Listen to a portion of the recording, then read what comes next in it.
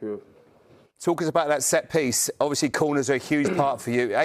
After 8 games last season, you had 3 goals from corners. This year, you've already got 7. Great delivery from you. And you've obviously helped when you've got Gabriel attacking it.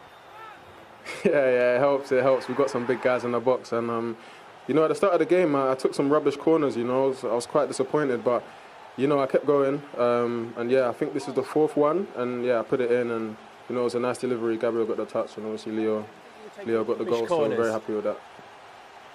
Sorry? Why do you think you were taking rubbish corners, in your words?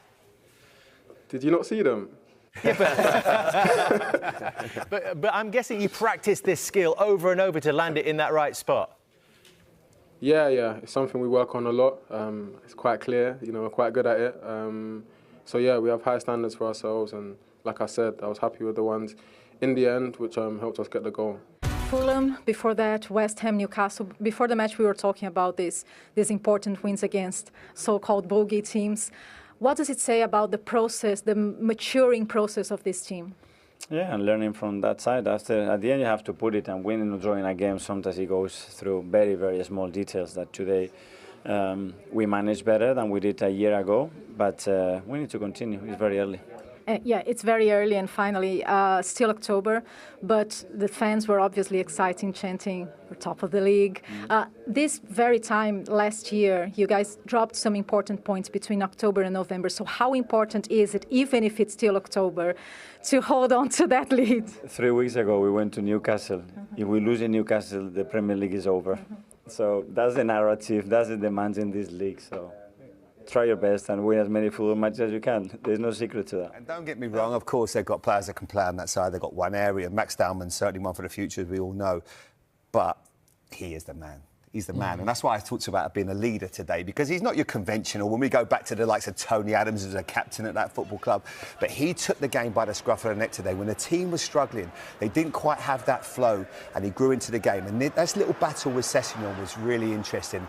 And as the game went on, he just started to win it. Some lovely bits of play. Obviously, that one could have gone either way. A little bit of skill. This touch here, look.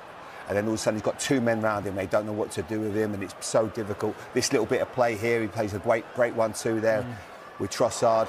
Lovely little nutmeg. And then gets his shot away. He was fabulous today. And he said it took a while for him to get going. It's a sign of maturity, I think, from him as well, when he's experienced, where the first, opening 20, 25, 30 minutes, he wasn't really in the game. Fulham doubled up. And, you know, a ground where they've probably been not successful in previous seasons, it's easy to probably go, oh, it's not my day today. Whereas, no, he's taking the responsibility, he's taking it on his shoulders to go, listen, when I get a chance, if I get half a chance to try and have a strike or a set piece, I'm going to make sure I do it with quality and to the best of my ability. Absolutely. He's had some really tough games against Anthony Robertson previously, who seems to have his number a bit. Obviously, a different proposition today with Sessegnon, but it was a really good battle. But I feel if they can keep him fit, that's going to be a massive key for them. Obviously, there's certain other players, like, you know, you look at Saliba, Gabriel, partnerships in that team. Odegaard, they've shown today they can get by without him, but Saka just feels... You won't believe what just happened at Craven Cottage. Face screaming in fear, Arsenal have done it again, another late, heart-pounding victory that keeps their Premier League title dreams very much alive. Trophy: the Gunners battled Fulham in one of the most dramatic London derbies of the season, and it was Leandro Trossard, the man for the big moments, who delivered the killer blow. Collision. From the first whistle, Arsenal looked hungry. Declan Rice controlled the midfield like a general, Bukayo Saka tormented Fulham's fullbacks, and Martin Odegaard pulled the strings with his trademark vision. But despite their dominance, Fulham refused to back down. They pressed high, countered sharply, and made Arsenal fight for every inch. The Craven Cottage crowd could feel something special brewing. Then came the chaos. A controversial VAR check left fans holding their breath, grimacing face. A possible handball in the build-up?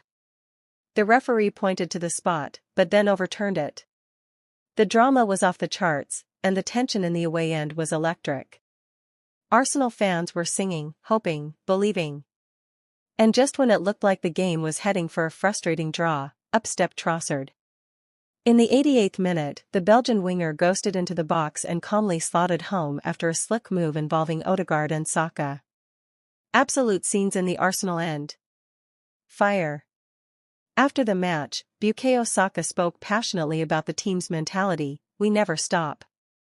That's what Mikel always tells us, keep pushing until the last whistle. Meanwhile, Arsenal legend Ian Wright couldn't hide his excitement on social media, calling it a statement win from a team that's learning how to win ugly and still look dangerous. This wasn't just another 3 points, this was a message to the rest of the Premier League. Arsenal are here, and they mean business. Flexed biceps, they've shown resilience, composure, and belief, the kind of traits champions are built on. With every passing week, the title race gets wilder. Liverpool and Manchester City are lurking, but Arsenal's momentum is undeniable. The spirit, the hunger, and the togetherness in this squad are on another level. So, are Arsenal finally ready to go all the way this season? The signs are there, and nights like this at Craven Cottage prove they might just be unstoppable.